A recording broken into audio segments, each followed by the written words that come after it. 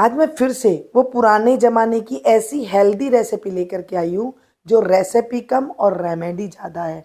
Remedy ऐसी बताऊँगी कि जो मुंह के अंदर जब जीभ के ऊपर सफ़ेद परत जम जाती है या पीली पीली परत बन जाती है या पेट का डाइजेशन खराब हो गया है, तो आपको डॉक्टर के पास जाने की कोई ज़रूरत नहीं पड़ेगी और आप घर बैठे ही ये ठीक हो जाएंगे।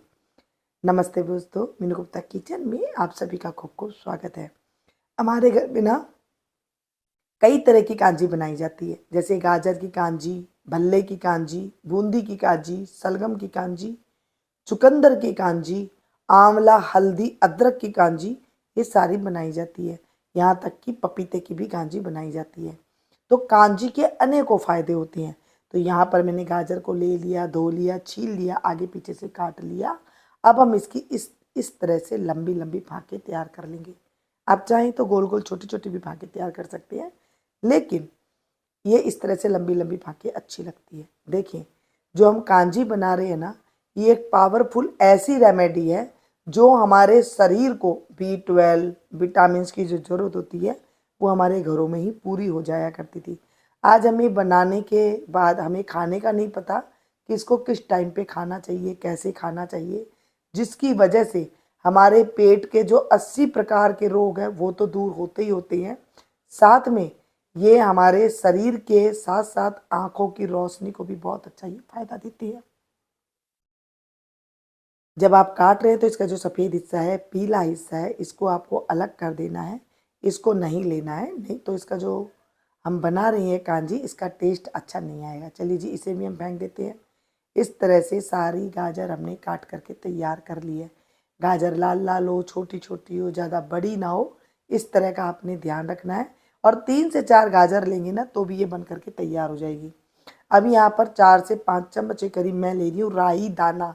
सरसों नहीं लेना है, राई दाना लेना है।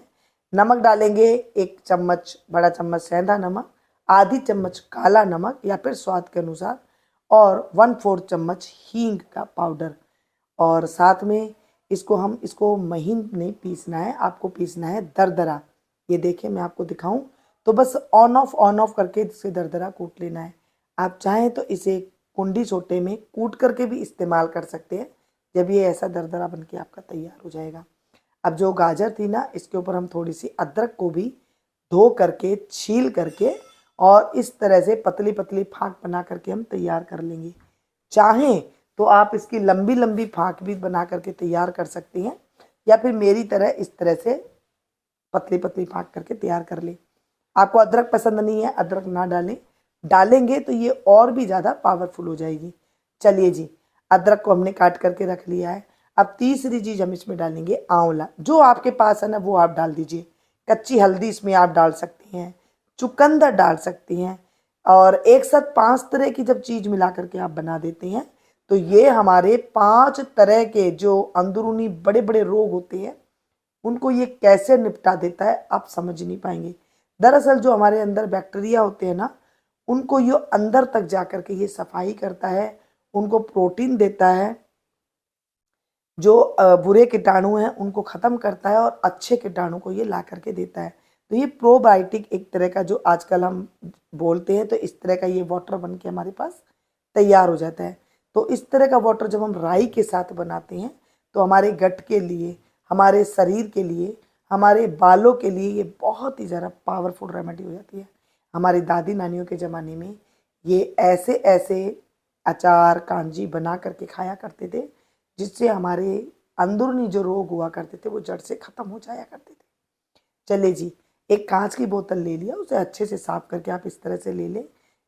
आप नहीं है तो आप प्लास्टिक का बर्तन ले सकती हैं, या अमृतबान जो आता है वो आप ले सकती हैं, लेकिन इसमें स्टील का बर्तन नहीं लीजिएगा, क्योंकि राई जो है वो खट्टी हो जाएगी।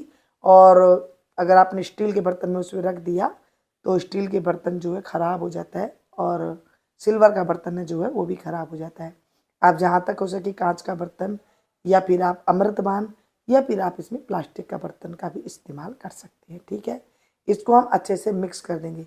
ये जो मैंने पानी डाला है ना, ये पानी को उबाल करके आपको 5 से 7 मिनट उबाल लेना है, और उसके बाद ठंडा करके इसमें आपको डालना है। ज़्यादा ठंडा पानी मैंने नहीं डाला है, गुनगुना पानी मैंने इसके अंदर डाला है। अब इसको हम धूप में रख देंगे 2 से 3 दिन के लिए और एकदम बन के तैयार हो जाती है। खट्टा खट्टा पानी, मज़ेदार और स्वादिष्ट ये रेमेडी बन के हमारी तैयार हो जाती है। अब बात करते हैं कि इसे पीना कैसे है। इसके ऊपर मैंने रुमाल रख दी है। आपको इसमें ढक्कन नहीं लगाना है। रुमाल रख के जब आप इसे रखेंगे इस तरह से, तो ये क्या होगा, इसमें से हवा पास होती रहेगी और डेली आपको एक बार इसे चला देना है, तो ये नीचे से जो राई है वो उठ जाएगी और अच्छी तरह से जो है आपको फर्मेंटेशन हो जाएगा। अब इसे पीना कब है? इसे आप जब खाना खाते हैं दोपहर में, उससे पहले आप पी सकती हैं। कईयों को सुबह सुबह खाली पेट अच्छा नहीं लगता है, तो आप नाश्ता करने के बाद इसे ले सकती हैं। 2 गिलास के करीब आप इसे पी लीजिएगा। आपका अगर कब्ज है वो टूटेगी, बवासीर है वो ठीक हो जाएगी, पेट की आंत में सूजन है वो ठीक हो जाएगी, लीवर में सूजन है वो ठीक हो जाएगी।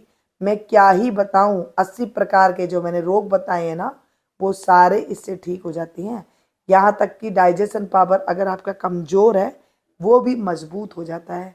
और जिनको खाना पचता नहीं है, पतले से लगते हैं, शकल पे कोई रौनक नहीं होती है, उनके चेहरे पर भी ये रौनक ला देता है। इतना ये पावरफुल मैंने आपके साथ रेमेडी शेयर की है। रेमेडी आपको कैसी लगी ज़रूर कमेंट करके बताइएगा।